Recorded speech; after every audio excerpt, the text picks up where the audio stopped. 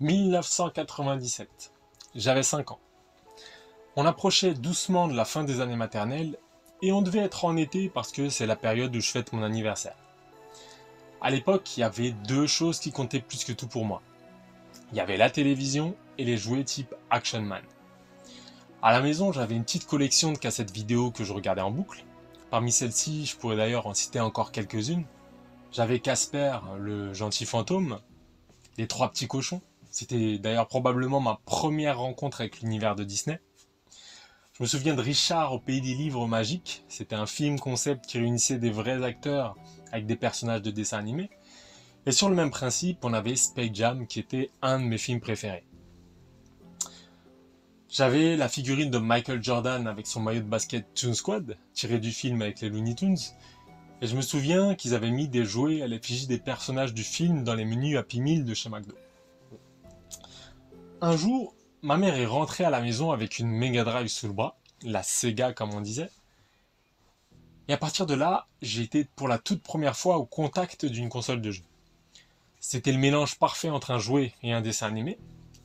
La machine a réussi à réunir mes deux passions. Et en plus de ça, elle m'invitait à partager l'expérience avec elle. Donc vous imaginez bien qu'à partir de là, j'ai jamais pu m'en remettre. Évidemment, qui dit console de jeu, dit cartouche de jeux vidéo qui va avec. Et avec la Mega Drive, ma mère m'a ramené le tout premier jeu que j'ai pu lancer dans ma vie. Et ce jeu, c'était Sonic. Alors Sonic, c'est la mascotte de Sega. C'est aussi une égérie du jeu de plateforme. Faut savoir que dans les années 80-90, c'est un genre qui était vraiment très populaire. On parle même parfois d'âge d'or de la plateforme. Et en réalité, je pense que j'aurais pas pu mieux commencer le jeu vidéo que par ce type de jeu. C'est des concepts vraiment très simples à intégrer pour un novice. On avance dans une seule direction, en tout cas à l'époque, on saute sur les ennemis. C'est parfait pour débuter. J'ai enchaîné une pelletée de jeux de plateforme, et là je pense notamment aux jeux Disney. Je crois qu'on est nombreux de ma génération à avoir commencé par là. J'ai eu des jeux Mickey, des jeux Donald, les classiques de Disney évidemment, Le Roi Lion, Aladdin, Le Livre de la Jungle, Pinocchio, Toy Story. J'ai eu aussi Chicky Chicky Boys. Alors c'était pas un jeu Disney, c'était toujours un jeu de plateforme. Et ce jeu-là m'a vraiment beaucoup marqué parce qu'il m'avait permis pour la toute première fois de jouer en coopération. Et le fait de pouvoir partager mon expérience avec un autre joueur, je trouvais ça incroyable. Quelques temps plus tard, je suis tombé sur un nouveau jeu qui a complètement chamboulé mes habitudes. Un jeu qui s'appelle Lotus Turbo Challenge. Alors Lotus Turbo Challenge, c'est un jeu de course. Et à la découverte de ce nouveau type de jeu, c'est comme si j'étais entré dans une nouvelle dimension. Le plus drôle dans l'histoire, c'est que la cartouche en elle-même était différente des autres cartouches de Mega Drive. Elle était plus longue et elle avait un petit encart jaune sur le côté comme pour me dire que j'allais assister à quelque chose d'inédit. Ce jeu-là m'a également laissé un grand souvenir parce qu'il avait suscité autant d'intérêt chez ma mère que chez moi, ce qui nous a permis à tous les deux de jouer ensemble aux jeux vidéo.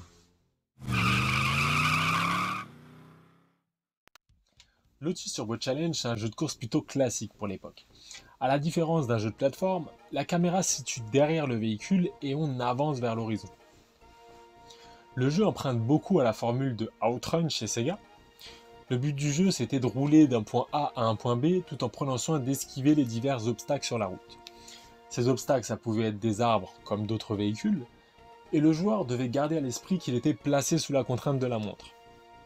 Le seul moyen qu'il avait de gagner des secondes supplémentaires, c'était de franchir les différents checkpoints avant la fin du temps imparti. Ce jeu-là m'a très vite confronté à la logique arcade de Sega. C'est une logique de difficulté héritée des salles d'arcade qui permettait de faire tourner les joueurs sur les bornes, pour éviter qu'il y en ait un qui vienne camper sur une machine et frustrer les autres qui attendaient leur tour. Ça, c'était une chose, mais ça permettait aussi de faire tourner l'économie du business. Parce que lorsqu'on perdait sur une borne d'arcade, ça voulait dire qu'il fallait remettre une pièce si on voulait continuer sa partie. C'était un moyen de rentabiliser les machines. À cause de cette logique de difficulté, ma principale source de plaisir venait du fait de papillonner d'œuvre en œuvre à la recherche de nouvelles expériences. Parce que du haut de ma faible ancienneté de joueur, il m'arrivait rarement de voir le bout de mes jeux. Et à force de tourner en boucle sur les premiers niveaux, à la longue, ça pouvait devenir lassant. Heureusement, ma mère avait l'habitude d'acheter mes jeux d'occasion. Et il arrivait parfois que l'ancien possesseur de la cartouche laisse traîner dans la boîte du jeu un papier avec inscrit dessus des codes de triche qui nous permettaient de contourner cette difficulté. C'était le cas en l'occurrence pour Lotus Turbo Challenge, avec le code Turbo en permanence qui nous a largement sauvé la mise à ma mère et à moi. Quelques temps sont passés et une nouvelle fois je suis tombé sur un jeu qui a changé le regard que je portais sur les jeux de course. C'était un jeu dont le système s'éloignait pas mal de celui de Lotus Turbo Challenge. Street Racer, de son petit nom, était un jeu qui se rapproche davantage de l'idée qu'on se fait généralement d'un jeu de course. C'est un jeu qui utilisait le mode 7, qui est une technologie très prisée des jeux de la période 2D, notamment les jeux de course, une technologie qui est apparue sur Super Nintendo, et dont Super Mario Kart est probablement le jeu le plus connu qui en fait l'utilisation. Cette fois-ci, dans Street Racer, on concourait contre des adversaires sur des circuits dont il fallait faire plusieurs fois le tour.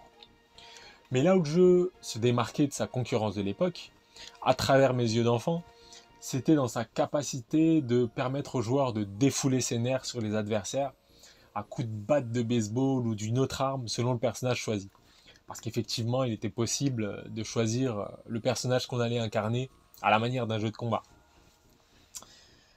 Mais le jeu n'en était pas à son premier coup de folie, parce qu'il nous permettait de participer à des combats en arène à l'aide d'un mode bonus dans lequel il fallait éjecter les adversaires de la piste. Mais en ce qui me concerne, le mode de jeu bonus qui m'avait le plus impressionné, c'était le mode soccer, où on pouvait contrôler son véhicule sur le gazon d'un terrain de foot pour y marquer des buts à coups de pare-choc dans le ballon.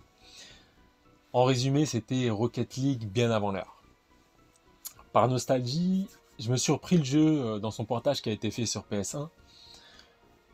J'ai appris tout récemment l'existence d'un tel portage et à mon grand désarroi, j'ai très vite constaté qu'ils avaient retiré le mode soccer, malheureusement pour moi. C'est la première chose que j'ai fait quand j'ai lancé le jeu. C'est aller vérifier si c'était toujours là. Quoi qu'il en soit, j'avais beau être un novice dans l'art de manier la manette, je sentais bien que le jeu faisait preuve d'une certaine extravagance qui le rendait incomparable aux autres jeux que j'avais connus à cette période, mais qui surtout lui conférait une identité qui lui était singulière. J'ai été bercé par Sega. Sonic a accompagné mes premiers pas de joueur. C'était devenu un membre de la famille. J'ai l'impression qu'à l'époque, on était peu nombreux à avoir plusieurs consoles pour un même enfant. Et généralement, les discussions de cours de récré entre joueurs, elles prenaient deux directions. Soit on partait dans des échanges enflammés en partageant nos expériences parallèles sur les jeux qu'on avait en commun, ou alors on buvait les paroles de ceux qui avaient hérité d'une console différente de la nôtre, sur laquelle on allait fantasmer et imaginer les scénarios les plus fous. J'ignore si la tendance était générale, mais j'avais une propension à être davantage attiré par la console des autres. C'était le cas pour la Super Nintendo et la Nintendo 64, moi qui ai grandi avec la Mega Drive et la PlayStation. J'avais la chance de compter parmi mes amis proches une fille dont le père avait laissé brancher une Super Nintendo dans son salon. C'était une véritable aubaine pour moi de découvrir des univers aux antipodes de ceux qui m'étaient familiers. Et le plus beau dans tout ça, c'est que le papa avait bon goût. Mario, Donkey Kong, Samus, Sub-Zero, Ken Masters, c'était incroyable. Sa ludothèque était magnifique. J'étais en train de découvrir autant de nouvelles expériences que de figures marquantes qui en moi faisaient écho au panorama contrasté des personnages jouables de Street Racer. En l'espace d'un week-end, Nintendo m'avait frappé par ses personnages hauts en couleur, tandis que Sonic était la figure réconfortante que j'étais heureux de retrouver lorsque je rentrais à la maison. C'était celui qui grandissait en même temps que moi au fil de ses aventures. Sonic et Sega faisaient partie de ma famille. Et Nintendo, c'était comme ma belle famille. C'était deux clans bien distincts, aux cultures différentes qui ne s'étaient jamais rencontrés, jusqu'au jour où la Game Boy a fait irruption dans mon salon. Et à partir de là, Il paraît que le soir même, j'ai agité mes pouces dans mon sommeil tellement j'avais été traumatisé par la console de poche. Vous le savez sans doute aussi bien que moi, mais il arrive parfois que la vie fasse en sorte que certaines choses qui paraissaient impensables un temps finissent par se produire. Effectivement, qui aurait pensé qu'un jeu Sonic sortirait sur Nintendo GameCube? Qui aurait pu croire que Mario et Sonic s'affronteraient dans des épreuves olympiques orchestrées par la Wii au sein d'un seul et même jeu? Qui aurait pu concevoir une seule seconde que Sega réaliserait un mastodonte du jeu de course futuriste à l'aide d'une licence tout droit sortie des écuries Nintendo?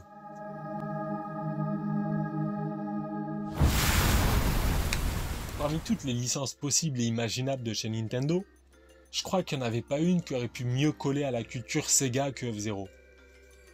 Quand on pense à Sega, c'est quoi la couleur qui nous vient automatiquement à l'esprit? Si on me posait la question, je serais tenté de répondre le bleu. D'une part parce que c'est la couleur de son logo, mais c'est aussi la couleur de son héros le plus emblématique, Sonic.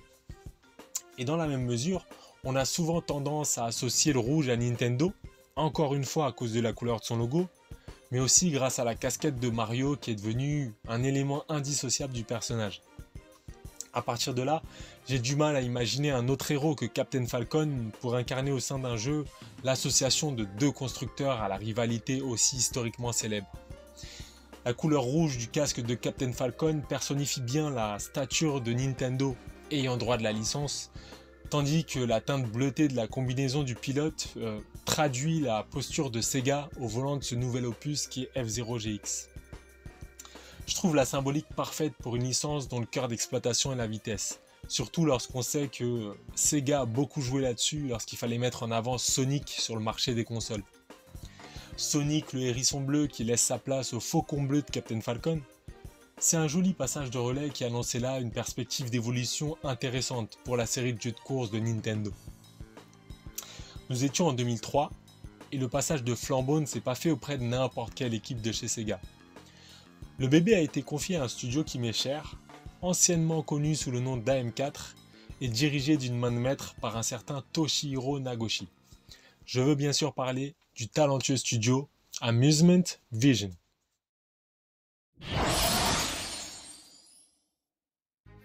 Nous voilà en 2022, presque 20 ans après la sortie d'F-Zero GX, et je me décide enfin à lancer l'un des titres les plus iconiques de la GameCube. Quand j'y repense, je me demande encore comment j'ai fait pour attendre si longtemps. Le jeu avait tout pour me plaire. Côté Nintendo, je suis fan de Smash Bros depuis le début, et côté Sega, l'une des œuvres majeures d'Amusement Vision, à mes yeux, la saga des Yakuza, est une licence qui a relancé mon intérêt à une période où je commençais à me lasser des jeux vidéo.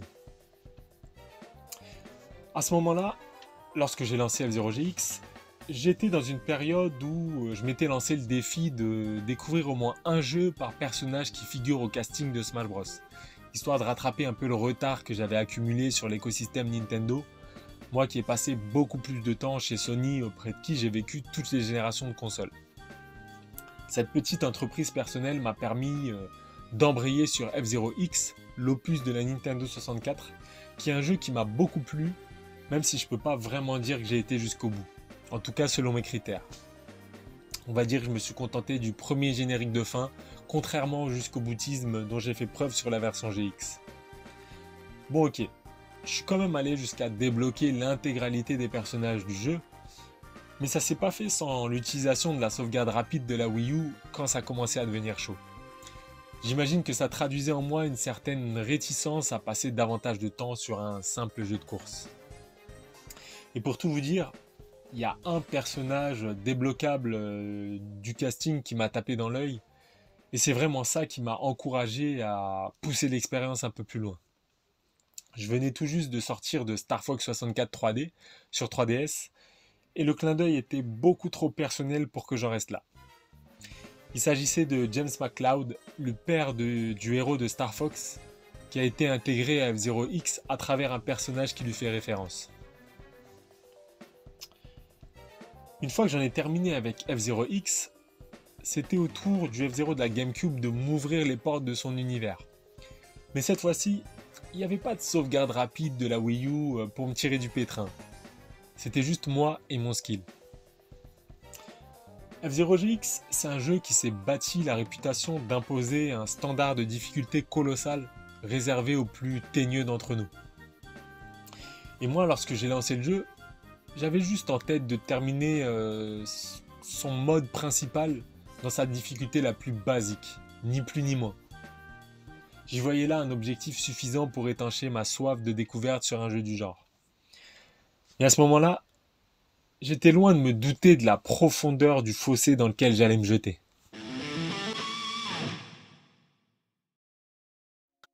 Au fil de mes pérégrinations de joueurs, j'ai développé un amour un peu particulier pour les jeux de combat. Contrairement à beaucoup d'amoureux du genre, je suis très peu attiré par la compétition. Ce qui me plaît à moi, c'est le soin apporté à l'intégration des personnages à travers le moindre élément narratif, couplé à l'originalité des modes de jeu bonus qui viennent sortir l'œuvre de son contexte initial. Plus on s'éloigne de l'imaginaire collectif du jeu de combat, et plus on se rapproche de ce qui, moi, me fascine. J'aime voir des personnages atypiques mis en scène dans des situations pittoresques. J'aime apprendre à les connaître au fil des épisodes, et pourquoi pas dans des situations totalement étrangères à l'art du combat. Dans leur quotidien par exemple, lors d'une partie de bowling ou le temps d'un passage à la laverie automatique. De la même manière que pour les jeux de course, j'ai eu l'occasion de m'essayer à plusieurs jeux de combat avant de filer le parfait amour avec une de mes licences de cœur. Et c'est pour moi Tekken qui symbolisera le représentant d'une œuvre ayant redéfini son genre. Pour moi, toute l'essence de Tekken repose paradoxalement et en grande partie à travers son mode de jeu solo. Dans la découverte des motivations des personnages, dans la recherche de celui, celle ou ceux qui deviendront nos favoris, ou encore en plongeant au cœur des relations entre les combattants, ce qui nous permet de distinguer les amitiés, les rivalités et les liens de parenté. Pour moi, Tekken, c'est tout ça à la fois, mené par le désir de débloquer la traditionnelle cinématique de fin à l'issue du mode arcade, celle qui viendra apporter du relief aux personnages, leur donner une individualité, une sensibilité et construire autour un univers plein de charme. Je crois que ce qui a permis à Tekken de s'éloigner du schéma classique du jeu de combat, c'est aussi ces modes de jeu bonus qui ont souvent marqué l'histoire de la série. Moi qui suis un véritable amoureux des jeux dans le jeu, et d'autant plus depuis que j'ai découvert la saga des Yakuza, c'est un aspect de la licence qui m'aide à m'y sentir à la maison, et même sans partenaire de jeu. Ça a été un pur bonheur d'assister à l'émancipation de mes personnages favoris du cadre de l'arène de combat. J'ai été bouleversé lorsque j'ai surpris les combattants épouser les zones plus vastes d'un beat'em all lors du mode Tekken Force de Tekken 3. Et la barre avait été mise encore plus haute lorsque je suis tombé sur le simili beach volley du mode Tekken Ball. Ce sont pour moi tous ces éléments qui participent à la raison pour laquelle la sphère d'influence de Tekken se hisse au-delà de celle du jeu de combat. Et ça permet par la même occasion de souligner l'excentrisme de ses créateurs, en l'occurrence Katsuhiro Harada à la tête du projet. On peut d'ailleurs distinguer une certaine similarité de rayonnement entre Katsuhiro Harada et Toshihiro Nagoshi. Ils ont tous les deux cette pointe d'exubérance qu'ils expriment différemment.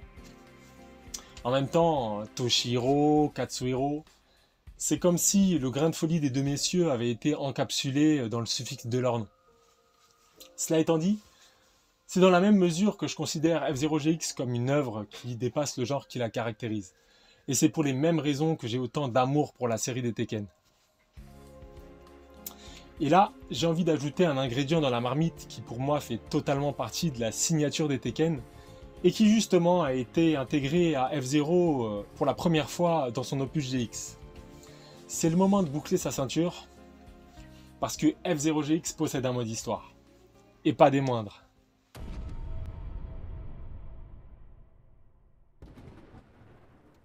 Il me semble que de nombreux joueurs n'attendent pas d'histoire d'un jeu de course. Ni même d'un jeu de combat d'ailleurs. C'est même pire. Beaucoup d'entre eux n'en voient pas l'utilité. Chaque chapitre du mode histoire de F-Zero GX est honorablement introduit et conclu par une cinématique. On sent bien que Sega a tout donné pour impressionner Nintendo. La plupart des cinématiques du jeu sont réalisées en images de synthèse et elles parviennent à plonger le joueur dans l'ambiance comics de son univers.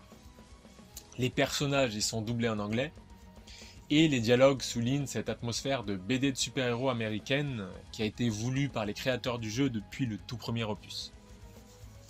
La composition du mode histoire est simple. On suit les aventures de Captain Falcon, célèbre chasseur de primes et héros de la licence, à travers plusieurs missions au sein de son quotidien de justicier. L'objectif de ces missions diffère à chaque fois, ce qui aura tendance à titiller l'interrogation du joueur qui ne sait jamais à quoi s'attendre. Il ne s'agit pas d'une simple suite de courses toutes bêtes sur un circuit. Chaque mission est l'occasion d'apprendre à apprivoiser son véhicule d'une manière différente afin d'en maîtriser toutes les subtilités. Sans trop en dire, certaines missions demanderont de la précision, d'autres de la stratégie, et l'une d'entre elles s'autorisera même un petit clin d'œil au 7e art. A l'instar du mode Crazy Box de Crazy Taxi, un autre jeu Sega qui se permettait déjà pas mal de liberté par rapport au genre du jeu de course. Le mode histoire de F-Zero GX peut alors être vu comme une suite de défis à relever, s'octroyant en prime le luxe d'un enrobage scénaristique. Si vous aimez les éléments à débloquer en pagaille, vous êtes au bon endroit. Terminer une mission du mode histoire permet de débloquer des récompenses très intéressantes, comme des pièces de véhicules utiles pour fabriquer son propre vaisseau à utiliser dans les autres modes de jeu. À cela s'ajoute un éditeur d'emblèmes disponible dès le départ, qui vous permettra de signer la carrosserie de vos plus belles créations. Chaque niveau de difficulté offre de nouvelles récompenses, et c'est réellement ça qui m'aura poussé à faire le tour du titre. Et pour les plus téméraires, un personnage caché supplémentaire sera débloqué pour chaque chapitre terminé dans son mode de difficulté le plus élevé. Ces nouveaux personnages ne sont autres que les personnages de F-Zero AX, un autre jeu F-Zero qui a été conçu tout spécialement pour les salles d'arcade et développé en parallèle de GX. Grâce à la carte mémoire de la GameCube, il était possible de se connecter à une borne d'arcade pour y importer ses propres données comme ces véhicules qu'on aura construits à intégrer directement dans AX. A l'inverse, il est possible de récupérer les données d'AX comme les personnages exclusifs à intégrer dans sa partie de GX.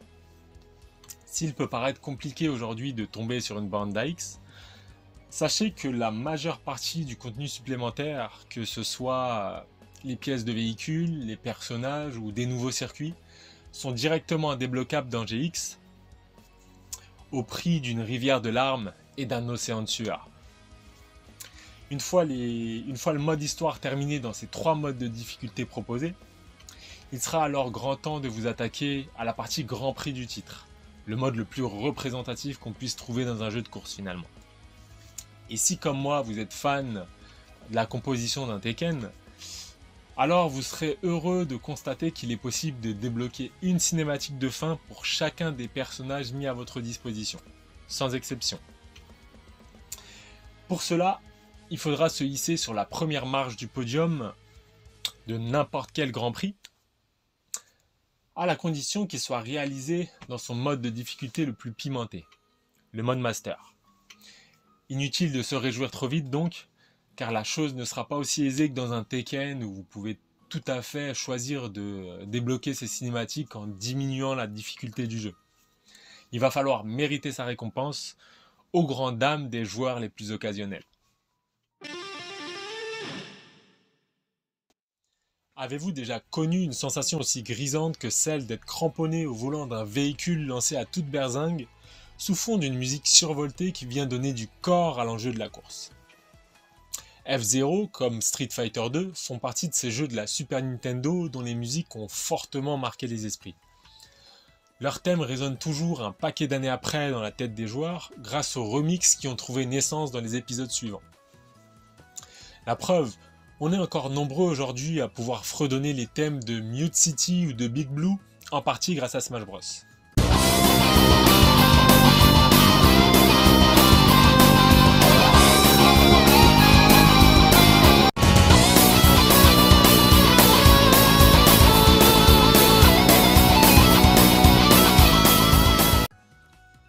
Le passage de F-Zero sur Nintendo 64 a apporté une ambiance métal qui colle parfaitement à la frénésie des courses à plus de 1000 km/h, ce qui donne une couleur particulière à cette version du jeu.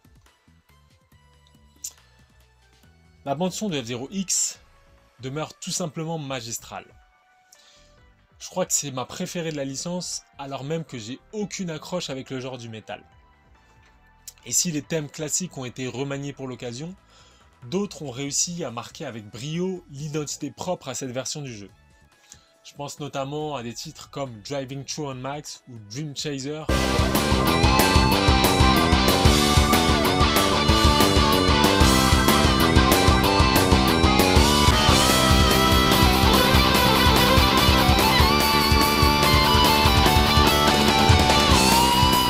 Qui ont réussi à me faire oublier Big Blue et Mute City le temps d'une course. L'opus suivant ne dérogera pas à la règle. L'atmosphère sonore de F-Zero GX a été une nouvelle fois repensée pour s'éloigner du style de ses congénères. Fini l'enrobage métal de son aîné, nous voilà plongés en plein cœur de Sega dans un style musical dans la plus pure tradition de l'arcade. Si vous tendez l'oreille, vous reconnaîtrez peut-être des sonorités déjà empruntées par les musiques de Sonic, notamment lors du dernier tour de la première course à Mute City, avec le titre For the Glory, qui m'a rappelé plusieurs morceaux corrélés à mes pics de vitesse dans les niveaux où on incarne la mascotte de Sega ou son rival Shadow dans Sonic Adventure 2. Je pense par exemple à Vengeance is Mine du niveau Radical Highway.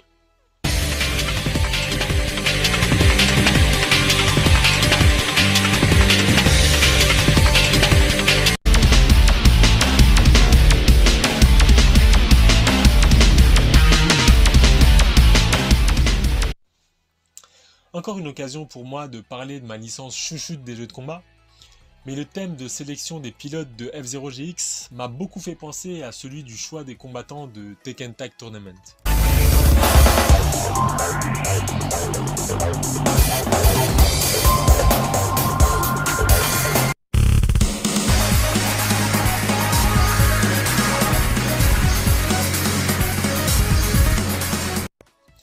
Et au vu des similarités entre les deux œuvres, il me paraît plutôt sensé d'éloigner la piste de la coïncidence. Une petite dernière pour la route.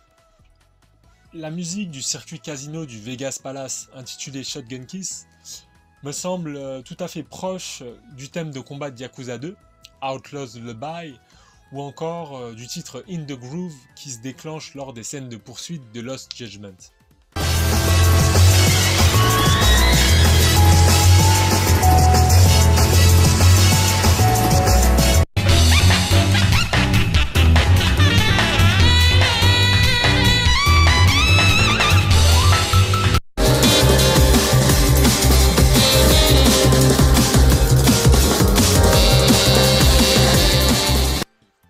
Ces musiques sont toutes habillées des mêmes percussions frénétiques et arrosées d'un soupçon jazzy du plus bel effet.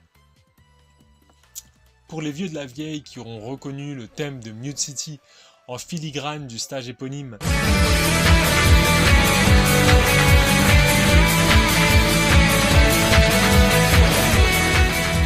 et qui comme moi auront été un poil déçus qu'il ne s'avère pas plus proche de sa composition initiale, c'est le moment d'ouvrir les oreilles. Sachez qu'il est complètement possible de débloquer les deux thèmes de légende dans des versions à la fois remixées et fidèles aux pistes originales. Vous l'avez sans doute déjà vu venir, mais ramener ces légendes à la vie a un prix, et c'est celui d'un effort acharné. À moins que vous ne mettiez la main sur la bonne combinaison de touches qui, une fois pressée dans le menu principal du jeu, débloquera les pistes bonus sans le moindre effort, à la manière du Konami Code. C'est l'occasion de se faire plaisir.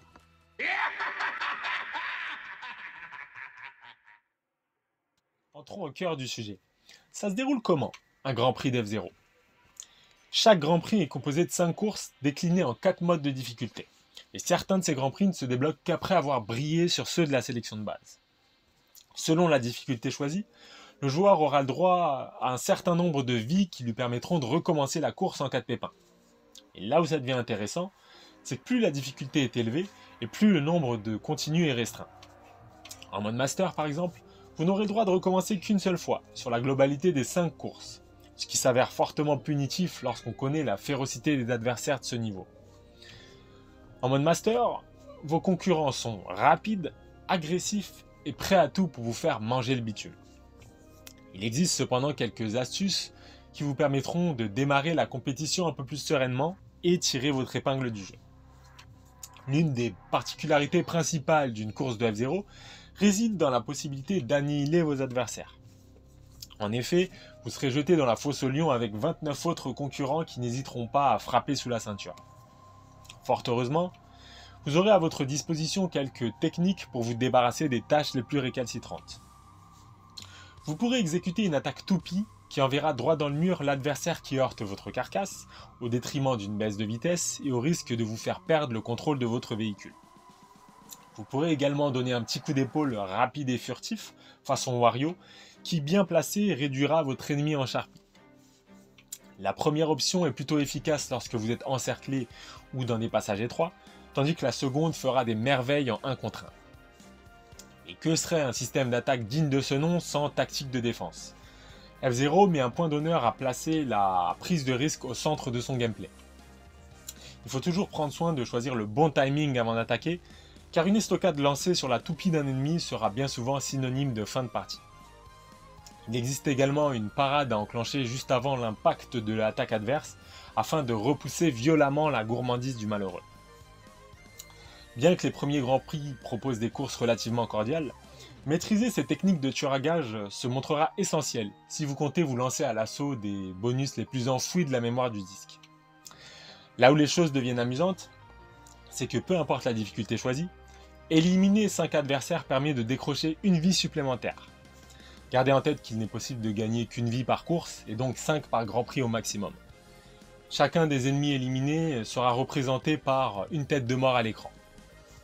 Préparez donc vos plus grands coups de traître, car violence et anti-jeu seront les qualités requises pour remporter la coupe.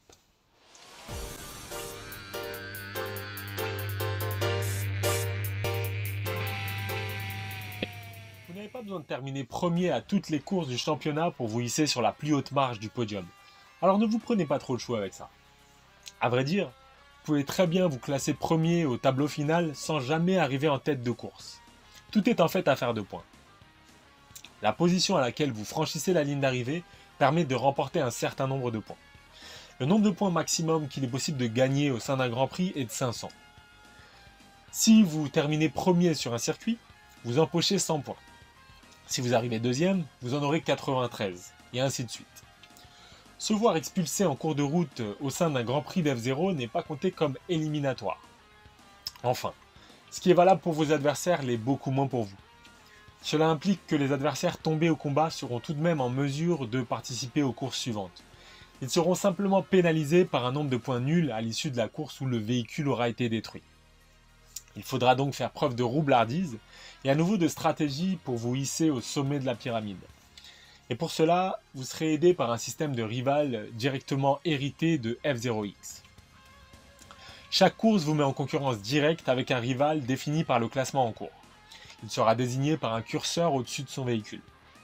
Il s'agit du pilote le plus proche de vous dans le classement, et une fois ce dernier éliminé, c'est celui qui lui succède au tableau des scores qui se verra à son tour affublé du titre. Ce système apporte énormément d'excitation à l'enjeu de la course, un peu à la manière de l'apparition du vif d'or lors d'un match de Quidditch. Si vous pourchassez et éliminez les bons véhicules, il sera alors beaucoup plus simple de vous imposer dans la compétition. Vous l'apprendrez bien assez tôt, mais vos ennemis ne sont pas toujours ceux que vous pensez.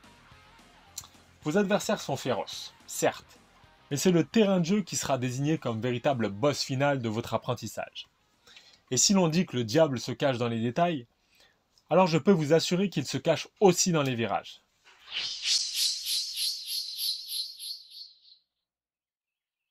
Tournant serré, mines explosives, terrain glissant, tremplin vicieux, lave volcanique et routes sans bordure seront les pires cauchemars de vos courses endiablées. Par chance, certains de ces éléments pourront être tournés à votre avantage, avec un peu d'astuce. S'il peut sembler logique d'éviter tout contact avec les mines qui vous barrent la route, le souffle de leur explosion propulsera votre vaisseau pour un gain de vitesse considérable. Vous jugerez sans doute utile de saisir l'occasion lors du premier tour de piste, où le boost est interdit. Et ça vous permettra peut-être même de prendre un peu d'avance sur les vaisseaux mieux équipés que le vôtre. Le boost est un élément central de la plupart des jeux de course. Et celui d'F0 permet d'agrémenter la formule du titre d'un soupçon de stratégie. Il existe d'ailleurs deux types de boost lors d'une compétition d'F0. On a d'un côté le boost naturel, représenté par des bandes jaunes sur le sol, qui permettent un gain de vitesse momentané à leur contact. Son effet pourra être optimisé si le pilote effleure la dalle de boost sur les bords. De l'autre côté, nous avons le boost mécanique, celui prévu par votre véhicule à la simple pression d'un bouton. Ce dernier sera disponible qu'à partir du deuxième tour de piste. Mais attention, le boost mécanique consomme graduellement votre énergie à chaque utilisation. Énergie qui se videra également lors de chocs sur les murs ou contre la tôle de votre adversaire.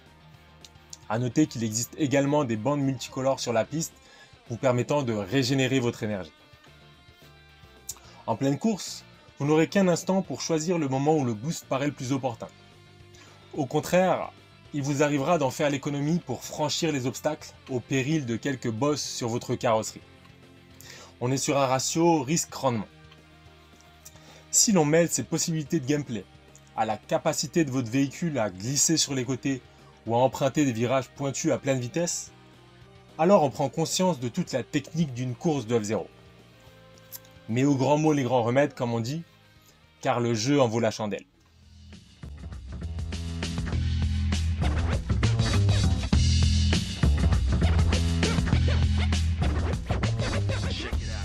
À la fin de chaque Grand Prix, pour peu que vous arriviez premier, votre pilote donnera une interview au présentateur de la F0 TV. Il s'agit d'une chaîne de télévision spécialisée dans la retranscription en direct des courses de F0. Le joueur pourra alors choisir entre 4 questions, renouvelées selon le mode de difficulté choisi, afin d'en apprendre davantage sur l'ambition des héros. Et là, le détail qui tue, si votre pilote fait partie de la catégorie des dangereux criminels au casier judiciaire bien épais, alors le reporter qui tient le micro se mettra à grelotter de peur tout en posant ses questions. J'ai trouvé ça génial. Si leurs réponses sont là avant tout pour la blague, il vous arrivera parfois de dénicher quelques informations intéressantes lorsque vous aurez le nez creux sur le choix de la question. J'ai appris par exemple que le vaisseau de Mr. EAD est composé de la carcasse de son frère androïde, probablement tombé dans d'atroces circonstances. Si vous vous prenez au jeu des questions-réponses, il vous faudra gagner pas moins de 656 grands prix pour en faire le tour. C'est absolument gigantesque.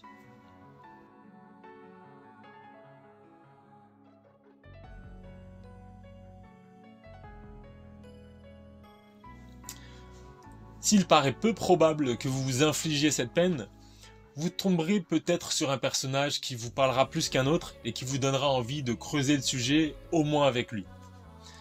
Mon petit préféré à moi, c'est Samurai Goro, chasseur de primes véreux et malencontreux rival de Captain Falcon.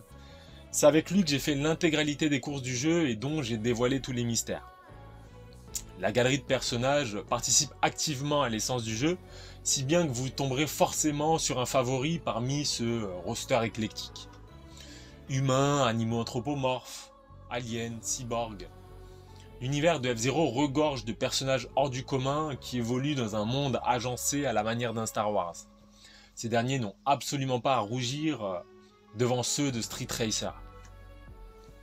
L'exercice de l'interview est d'ailleurs un bon moyen d'en apprendre davantage sur les relations qu'entretiennent les différents personnages du jeu. Certains en profiteront même pour se lancer des piques façon clash par caméra interposée. Nous retrouverons parmi les compétiteurs quelques clins d'œil subtils aux univers de Nintendo et de Sega ici partagés. Pour commencer, j'aimerais revenir sur Mr. EAD, qui a l'air d'être une caricature du personnage de Mario. Sa moustache et son air rondouillé semblent déjà être de bons indices qui le rapprochent de la mascotte de Nintendo. Mais si vous restiez toutefois sceptique, l'étoile jaune aux yeux noirs au centre de la ceinture du personnage finira par vous convaincre, tant elle correspond trait pour trait à l'étoile d'invincibilité de Mario. Au passage, EAD, c'est l'acronyme de Entertainment, Analysis and Development. C'est le nom d'un studio de Nintendo qui développe des jeux. Et à ce propos, nous avons également James McCloud, qui est très probablement une référence appuyée au père de Fox McCloud, le héros de Star Fox. Et justement, Star Fox, c'est un jeu qui a été développé en partie par l'équipe EAD de chez Nintendo. L'univers de Star Fox s'inspire beaucoup de celui de Star Wars, ce qui lui donne une place de choix dans le monde de F0. Mais pour en revenir à James McCloud, Ses lunettes de soleil, la couleur de ses vêtements ou encore les références à son fils appuient fortement cette théorie du clin d'œil. Pour finir, on pourrait parler de PJ, un pilote extraterrestre qui possède un véhicule sobrement baptisé Groovy Taxi. Il s'agit d'un véhicule de couleur jaune avec des rayures blanches et noires à motif d'échiquier. Les fans de la célèbre licence Crazy Taxi de Sega auront sans doute apprécié la référence. Partir à la découverte de tous ces personnages a été vachement instructif pour moi. J'ai lu chacune des fiches disponibles dans le profil des personnages, les unes après les autres, afin de puiser un maximum d'informations sur la densité de l'univers du jeu.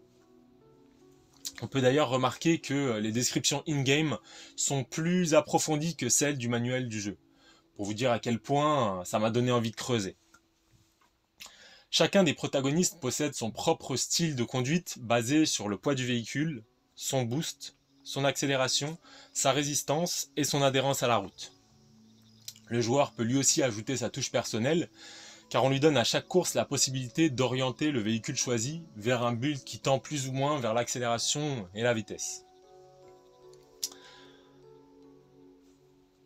Comment dire ? Cette option engendre un impact significatif sur la réactivité des contrôles du joueur pendant la course.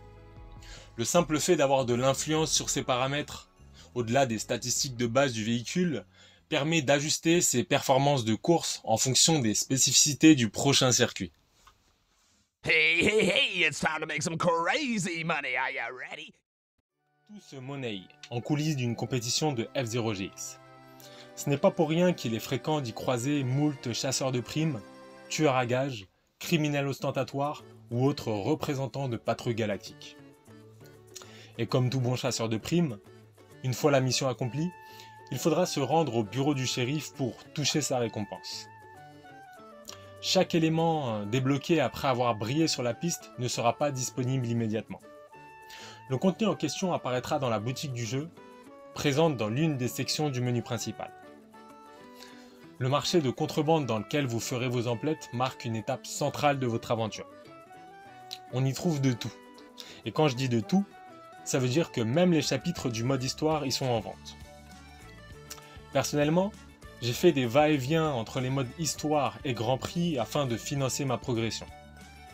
Chaque Grand Prix terminé, chaque chapitre du mode histoire ou chaque record battu en time attack permet de gagner un certain nombre de tickets qui feront office de monnaie d'échange. En mode Grand Prix, c'est votre position au classement final qui déterminera le nombre de tickets reçus. Les biens les plus convoités des pires saletés de la galaxie se débusqueront au magasin au fil de votre aventure. On y trouve un CD de musique, des circuits, des pièces de véhicules, les fantômes des créateurs du jeu contre lesquels vous pourrez vous mesurer en time attack, le mode contre la montre, et bien sûr des pilotes de course supplémentaires. Même l'enfant d'un des protagonistes y est mis en vente, quand je vous parlais de contrebande. C'est simple. Quand je pense au F-Zero Shop, je peux pas m'empêcher de faire le rapprochement avec les Bisous Pawn Shop qui parlera très certainement à ceux qui ont déjà joué à un Yakuza. Un véritable paradis pour crapules, capable de satisfaire les envies les plus disparates.